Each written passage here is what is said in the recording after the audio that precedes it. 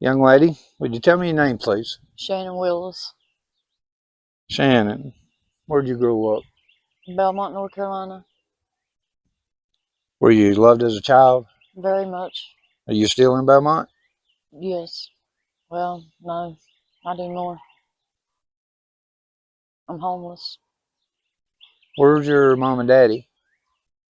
My mom died December the 10th of last year. My dad died February 20th of this year. Yeah, you were telling me about your daddy. Would you mind sharing that? What happened? My dad got pneumonia. We took him to the hospital, and while he was in the hospital, found out his liver and kidneys was shutting down, and they was calling in hospice. Well, while he was in the hospital, my sister robbed him, and they released him from the hospital, and I walked him into the house, and within an hour of being released from the hospital, he put a gun to his head and pulled the trigger in front of me. He fell over on his side.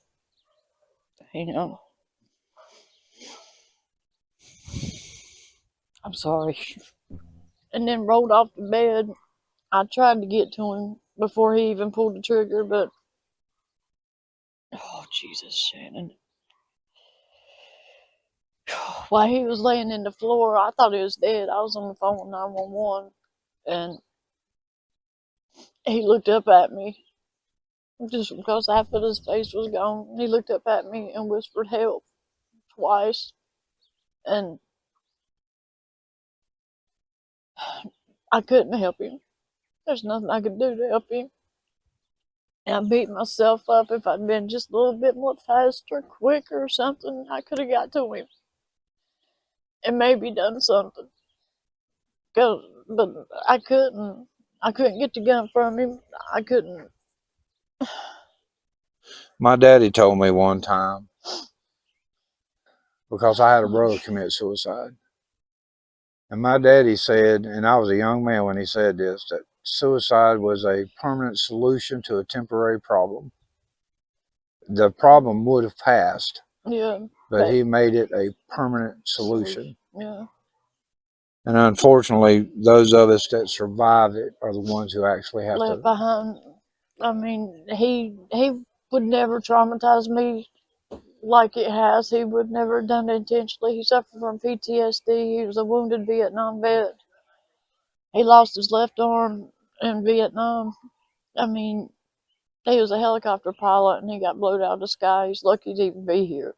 Well, was lucky enough to be here to have me. Unfortunately, my sister. I know you're supposed to love your family, but I can't stand her. I still have resentment and I blame her. And I guess I'm probably always going to blame her. And I got so much anger built up. Is your sister your only sibling? Yeah. I just have so much resentment towards her. Are you married? I'm divorced. Do you have children? I have 5 girls, 5 granddaughters, 3 sets of twins. You have 3 sets of twins? Yeah. Is that common? No. I didn't think so. No. After the 3rd set, I said, I'm done. Holy cow. What's your favorite childhood memory? Going to the beach with my daddy. Tell me about it. That's one thing, he loved fishing, and on his bucket list, he will have one more time to take me and my sister to Oak Island, and it's the best memory that I guess I have of him right now. We had so much fun. We was actually a family, loving, caring, no fighting, no nothing, and sitting out there on the ocean, casting the rods out, and I caught a flounder for once in my life. And he raised me alone. My mama wasn't in the picture.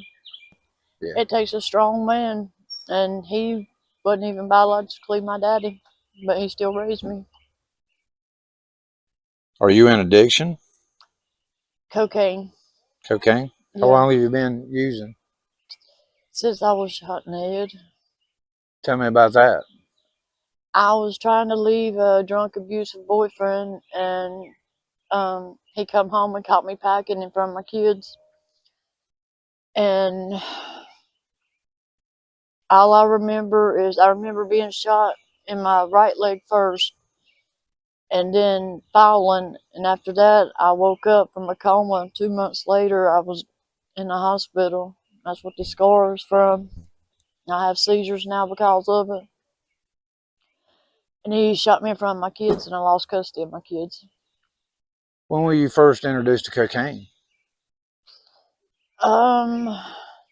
Unfortunately, my mother gave it to me like a year after I had been shot. So it's been about 10 years. So you've been dealing with cocaine addiction for 10 years? Yes. How's addiction affected your life? Oh, Lord, it's cost me jobs. It's cost me family. It's cost me my kids. It cost me everything. Place to live. It's, I think it has something to do with my anger as well. How long have you been homeless? Just today. Today? Today. I have a house with my name on the deed, but my anger issues caused me to retaliate against my sister over my father. And now I have a restraining order on me for a year, so I can't even go back to my house. Have you ever overdosed? Multiple times intentionally. Tell me about it. I couldn't stand distress and everything that was going on with my sister, and I figured the best means was just to end it. And I took a bunch of blood pressure pills and a bunch of cocaine, and I was on life support for the first time for 18 days. And then 2 months later, I've done it again, and I was in the hospital a total of 42 days and on life support. Have you ever tried to get clean? At one time, I was clean. At one time, I was. How And long were you my clean? sister, almost 6 years, and my sister come back down here from West Virginia. All this has happened within like 5 years' time. She's been here 5 years, and since she's been here, my mama's died. I went back to cocaine. My daddy's died. So just the pressures. Yeah, I'd like Yeah, to because stay clean.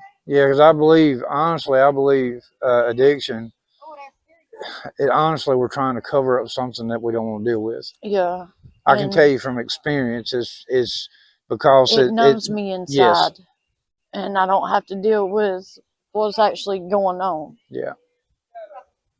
But then whenever you come off of it, your money's gone, the problems are still there, and they're most time worse. Do you have any regrets? I have regrets every single day. I wasn't there for my kids. I know it wasn't my fault I got shot. I was trying to do what was best for them, but I shouldn't have resorted to the cocaine, to the crack, and the pills. I forgot to mention pills. I was strung out on pain pills. What Something kind? awful. Percocet. I'm terrified of the fentanyl. Hindsight, what would you have done differently if you'd had the chance to go back? Had, um, that is a good question. Pay more attention to what's really going on and the triggers, the signs, and been more of a mom. I'd give anything to go back and be the mama that I know that I am and that I used to be, the nurse that I used to be. I mean, I'd give anything. You're a nurse? I used to be at Levine's Children's Hospital, but now I have seizures from being shot in the head. And I felt like, I mean, he ruined my life, and I let him get to me, and I'm stronger than that, and I'm better than that. So are you a registered nurse? I was at one time. Due to the seizures, I can no longer be. Where'd you go to college? Chapel Hill University. So, I mean, it don't take, it, you can be the best person in the world, have the highest education, and you can still end up just like me. I'm sitting here shaking, just thinking about it. Do you have people that support you now? No, sir. I have no one. The only family I had was my dad, and he's gone. is the only one that ever had my back. The only. I have aunts and uncles, but they don't care nothing about me. What could your family, your friends, what could they have done to help prevent the addiction, or is it something that you would have chose anyway? My mama should have never turned me on to the addiction to begin with. I was a grown woman, I know right from wrong, but they could have been there more supportive, like got me into rehab, showed me a better path to take something. But my dad was an addict as well, a recovering addict. But his drug of choice was alcohol. And he did the same thing that I did. He tried to numb the flashbacks and stuff with alcohol. He would drink a case a day. He was abusive at first, but in the end, he was the best dad you could ever ask for. I couldn't tell you the times that he got up at 2 o'clock in the morning to come get me at the hospital, come get me out of jail. Just countless. And he always made sure I had money. In a way, I say he kind of enabled me by giving me the money, but he didn't want to watch me suffer and go through withdrawals either, because he had been there and done that. But I was so proud of him. He got clean. I mean, now the only time his lawnmower, as he got older, the only time his lawnmower would work is if it had a beer, just one beer. So he came a long way, a long way. He died when his birthday was February 16th. He died February 20th. He was 76 years old. What's your biggest fear? I'm having it right now, being alone, not having nobody.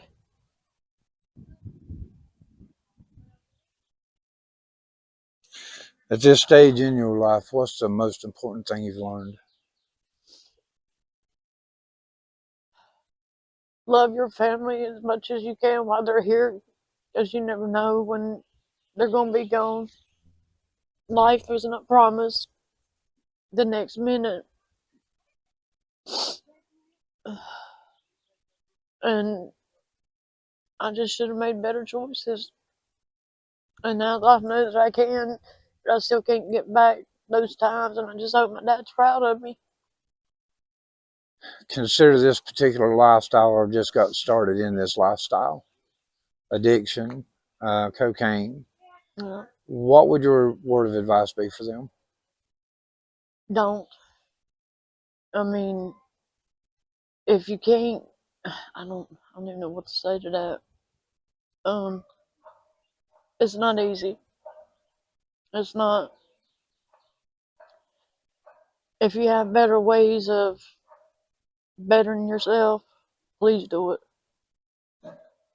Don't take life for advantage. Don't take advantage of life for anyone else. Take it for granted. Yeah, that's what I'm saying. Take advantage. You know what I mean? I know.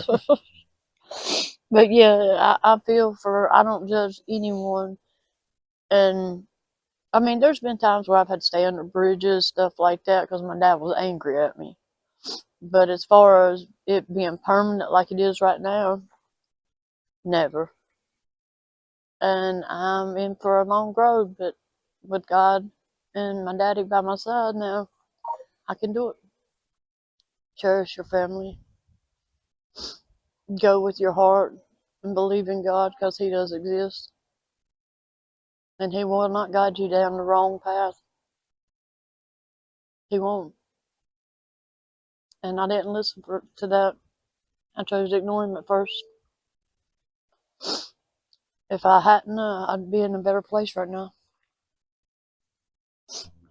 Well, young lady, we appreciate you sharing Thank with you. us. Thank you.